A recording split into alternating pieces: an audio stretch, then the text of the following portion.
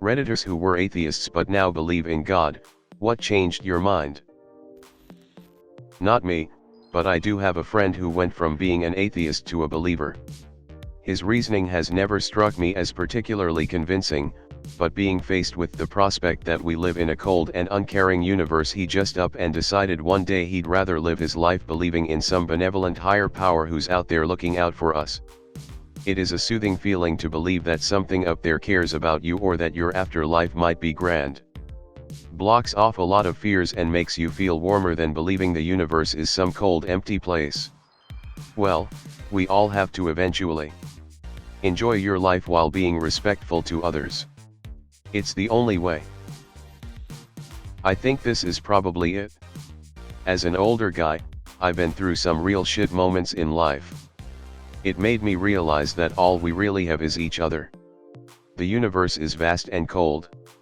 As far as we know, it's just us silly chickens living on a speck. Enjoy the company of people you love, maintain a sense of humor, and never stop seeking out new experiences. But above all, be a decent person. In my experience, it's just better that way. Kind of feel the exact opposite. I think a world with a purpose like that would be horrifying. Because think about it. Think about the realities of eternity. If you live to be 100 years old, that is an insignificant instant compared to eternity. And if you genuinely believe kissing up to a preset list of rules and how you should live your life determines whether you are going to be literally tortured for a billion years, then there is no point to life beyond that. Who gives a damn if you enjoy art? That isn't helping you to achieve the one goal that you have in this fraction of a second that is your entire life. Who cares if you fall in love with somebody? They are merely a distraction from that one goal that matters. Trillion years of happiness as compared to infinite soul-rending torture. Who cares if you find a craft that you enjoy? All it does is shift your focus away from eternity. Your insignificant, worthless hobbies do nothing but pull your focus away on achieving that goal. The scale of eternity blows any argument about this out of the water. It is better to be horribly tortured every day for your entire life than to risk even a tiny chance that you would be tortured for eternity. If you lived to be 1,000,000 years old, your life would still be an insignificant speck compared to what eternity is. Fuck that. Life has no meaning, and that is exactly why it matters. You have one chance at life, and we all have to discover what it is that we value and paint our own meanings on the world. Because there is no absolute meaning. There is no singular purpose. The world is meaningless, and that's why what meaning that we paint on the world around us matters so much. This is me. I'll be fine, and the next moment I'm immobilized by a panic attack. I experienced a period of serious existential crisis for like 2 weeks. I would be happy one moment, then absolutely destroyed the next. At this point I am now in a consistent state of depression. No matter what I do, the thought of the cessation of consciousness torments me. At least before I could be happy for a time and then my pain would be reserved, but now I experience it 24/7. It's terrible and makes me hate reality and the universe, and I cannot come to terms with it. Makes me want to become a Christian again so badly that I prayed to God for the first time in years. Well, we all have to eventually. Enjoy your life while being respectful to others. It's the only way. I think this is probably it. As an older guy, I've been through some real shit moments in life. It made me realize that all we really have is each other. The universe is vast and cold. As far as we know, it's just us silly chickens living on a speck. Enjoy the company of people you love, maintain a sense of humor, and never stop seeking out new experiences. But above all, be a decent person. In my experience, it's just better that way. I grew up in a Christian environment and still believe, though it's something I still struggle with. I just wanted to point out a couple things. When the Bible talks about hell, the references to fire are meant to be a poetic or metaphorical description. The idea of hell as a torture chamber for non-believers isn't really accurate. The most accurate description of hell, according to what Christians believe at least, is simply separation from God. And then on the flip side, heaven would be union with God. Now, I have no idea what this would look like practically, but if you think about it in those terms, then it makes more sense why God might send people to hell. Because, in fact, He isn't sending them anywhere. He is letting people here on earth make the decision for themselves. If they choose to follow God, great, then they can stay in union with Him forever. If they don't want to follow God, great, then He will simply leave you alone. And that is hell. Whether you go to heaven or hell has nothing to do with how well you follow the rules. In fact, the Bible really leans hard into this over and over again by criticizing the Pharisees who believed they could get into heaven through good works. A fair counterargument would be that there are Christians who do depict hell as a torture chamber like the Westboro Baptist Church, for example. I would argue that those are not real Christians. In fact, I find myself way more upset with them than I ever could be with atheists/agnostics, since I believe they are really distorting the true message of Christianity. One other point is that Christians tend to believe that God really values how we spend our time here on earth. In fact, there are many passages of the Bible that advocate for helping the poor, saying how much God values selflessness like that. I don't want to debate religion or anything, Reddit isn't really the place for that, but I'm feeling a little wild, so I thought that I may as well post this here. This is almost the same argument I came up with when I first started deviating from my religion. If one should only live to a specific set of rules to get eternal happiness, then they should kill themselves as quickly as possible right after they produced an adult. That was the most efficient way to get to heaven as far as I could tell. Of course, some religions have an anti-suicide sentiment. This is such a perfect articulation of my exact thoughts in this matter. Well said. I'm constantly saddened by the awful reality that is the sheer number of people who have straight up wasted their one chance at life due to the entirely unachievable standards set by most religions. I don't really mean people who are just casually religious and it gives them some sense of calm or fulfillment. I more so mean nice, kind people who've devoted their entire lives to religion out of fear that they'll go to hell. Life can be so fun. We can do so much cool shit as humans, but most of it is considered a sin. Considering we're all roughly human number 100 billion, think of the sheer number of lives that have been straight up wasted. Curious. I find it more comforting to believe my fate is in my own hands and I make my own meaning in my life rather than having it assigned to me by a higher power who will punish me with eternal torment if I stray from the path he has set out for me. Yeah, I find it comforting to think if I die, I just die and go to sleep. Religious interpretation is too capricious to ever feel confident you'll go to heaven and not the bad place. I'm sure all the terrible people that believe in the gospel of prosperity have convinced themselves they're going to heaven, but I have some serious doubts about that. I mean, yeah. But isn't the problem convincing yourself? I think most people would want to believe there's a warm caring sky bloke looking out for us. The issue is that you kind of have to stop critically thinking. Seriously. These stories are always baffling. Imagine somebody saying I was really scared and sad about not being married, so I decided to start believing my wife is a ghost who lives with me because that gives me comfort. How is that even possible to choose to do? And then all the replies being like, good for you man, honestly more people should be like you. Beyond just me being judgmental, I'm legitimately baffled as to how that works. It's like saying my back hurt all the time so one day I just decided that it didn't. No matter how hard I tried that I couldn't after looking at it all from my skeptical and at times cynical approach. I tried to be more open but it just made no sense to me. You know, the more I think about it, this is pretty good reason. To each their own, people can believe is the sun god ra for all I care as long as they're not dicks or dicks about it. To me this is like an honest answer. People are shitty and do shitty things as long as he's not living by the book literally and dancing with snakes but does good with it, more power to him. Definitely made go hum. I think that often when we see the conversion of an atheist to believer, it is not a die-hard atheist but an irreligious individual that never really gave a serious thought about their non-belief.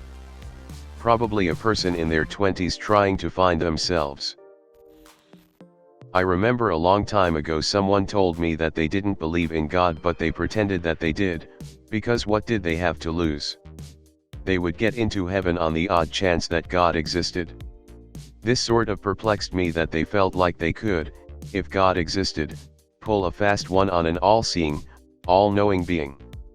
This argument is known as Pascal's Wager, and I agree with you that the biggest counter to it is the argument from inauthentic belief, as explained in the article. Plus, gambling is a sin. Edit, this was a joke.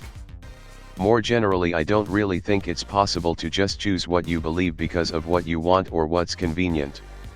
This sounds more like mere affiliation. Reminds me of that quote from Marcus Aurelius, "Live a good life. If there are gods and they are just, then they will not care how devout you have been, but will welcome you based on the virtues you have lived by. If there are gods, but unjust, then you should not want to worship them. If there are no gods, then you will be gone, but will have lived a noble life that will live on in the memories of your loved ones." Edit, cliched as it is, thanks for the gold, kind stranger. I have a very Mulder-esque attitude to the afterlife and higher powers. I want to believe. I want to. Not the Christian God, but in the idea of some great benevolent force. I'm not sure I can. But I want to. And I hope that if there is something out there, then I won't be punished for not believing. These words were in my head as I was scrolling through responses. I also want to believe in some benevolent higher spirit, but faith, blind faith in the absence of evidence, is just not something I am comfortable with. If faith is a choice, it's not one I want to make. Love/my daughter. She's 6 and keeps talking about how she'll still love me after I'm dead and then will love me after she's dead too. She asks if we'll be able to talk to each other in heaven and cuddle each other, etc. It's so painful to think of being without each other that I just want to believe in something now. Earlier this year I tried to hang myself, and it didn't work. I was lonely, hopelessly depressed, addicted to multiple substances, off my meds, and temporarily homeless. One day I realized I felt absolutely nothing, not happy, sad, angry, or anything, legitimately nothing. I felt like I was nothing more than a pile of flesh and bones walking around on a rock in space for no reason, suffering for no reason till I die. I went way out into deep and unpathed woods with a rope, my ID, and a note for my family telling them how I felt about life and how sorry I was, but I just couldn't do it anymore. I put the rope up in the tree, I looked around and still felt nothing, so I decided it was time. As I was about to put my head through the noose I heard someone approaching. When I realized he could see me I got down from the tree. A random hiker walking around in the middle of nowhere just stumbled upon me attempting suicide. He didn't need to convince me to stop, something came over me and I just stopped. We exchanged minimal words, and he called the police who then transported me to the psych ward. There is no explanation as to why I should have been found that day. Every second of my life lead up to that exact point in time where everything lined up perfectly. I believe it was not a coincidence, I believe I was saved by divine intervention. Something loved and cared about me enough to put that man right there right then. For me, there has to be a God. I promise I'm not trying to convince you out of something that gives you comfort, but why would there be no one walking by? Presumably you were doing it in an area where you'd be found as you took your ID and such. I'm curious because as a former Catholic who is now an atheist I had the opposite of this experience. I was in a place as you described and kept reaching out to God for strength. Every day I would pray and beg and plead for the pain to just stop. One day I woke up and realized I was reaching out to avoid and there was no plan. It made me, after time, learn to just rely on myself. There have been times though when I remembered how believing in God was comforting and I wished I could again, so it fascinated me to understand how others do. I've actually tried to notice bizarre coincidences on mundane things, and notice they happen regularly. In my notes I have one occurrence that needed 6 events to line up, which meant I could attend a routine appointment that my wife and I both forgot about. It involved international travel, NHS hospital waiting times forcing us to go private instead, random schedule changes and everything, which if they didn't happen we would have missed the appointment. Nothing bad would have happened, we would have just rescheduled. The fact is coincidences happen, and for every person saved by a random event maybe 100 didn't. It always feels significant when it's you, but that's just the statistics of the situation imo. That said, I'm really happy Op is still with us. The miracle of life and existence is the gift, you cherish the moment and the sweet child who is your daughter. Hopefully, you will both grow old and live lives of love and compassion, then die with satisfaction knowing that you have loved and been loved. My 96-year-old grandmother tells me she's ready to die. Her friends and loved ones are long gone. She's ready to pass this world on to the young. Live life for the moment, because now is the true glory and miracle that you are blessed to experience. 2 things that broke my stubborn atheism. Edit, adding some clarifications in here because people keep misunderstanding. I say 4th dimension because that's how my professor phrased it, as we just assumed time was constant. You can think of it as a 5th physical dimension. In physics class, my professor walked us through the mathematical proof.